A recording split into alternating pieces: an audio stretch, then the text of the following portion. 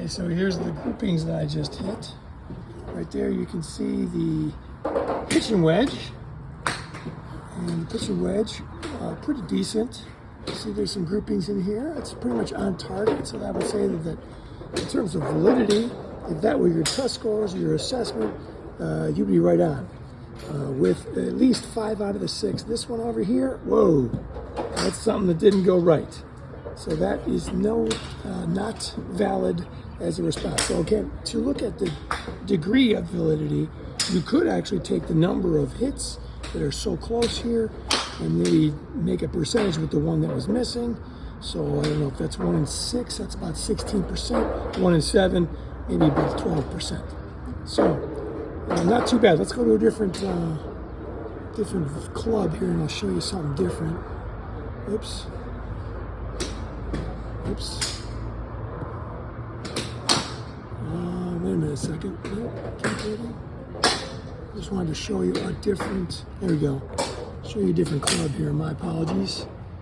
Let's go to the driver. All right, now it's a little more spread out.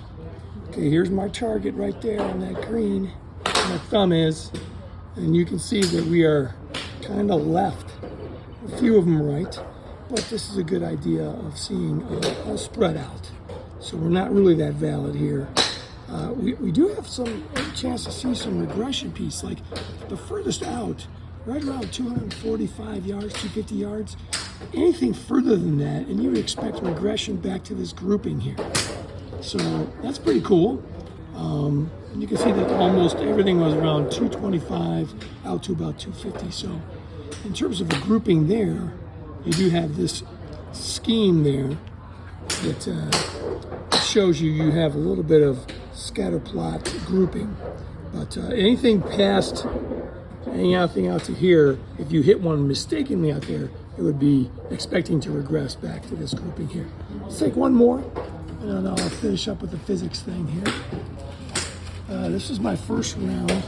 Whoa, awful, right? This is me just getting on the range here. And you can see that my target is right there.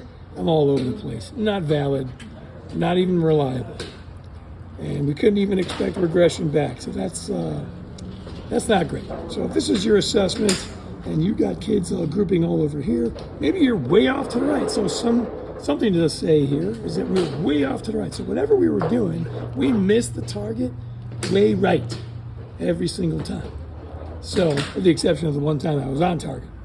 So if I was giving an assessment in physics and all of my students were way off here to the right, I might be thinking to myself that I taught something that was clearly leading them down the wrong path.